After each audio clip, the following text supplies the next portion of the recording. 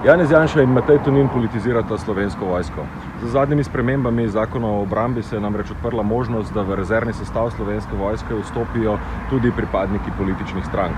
Konkretno, kaj lahko pričakujemo, je, da se bo v vojsko preselil skrajno desni kader z SDS-ovo strankarsko izkaznico, pa seveda tudi, da bodo varde, Šiškotove varde, oblekle uniforme Slovenske vojske.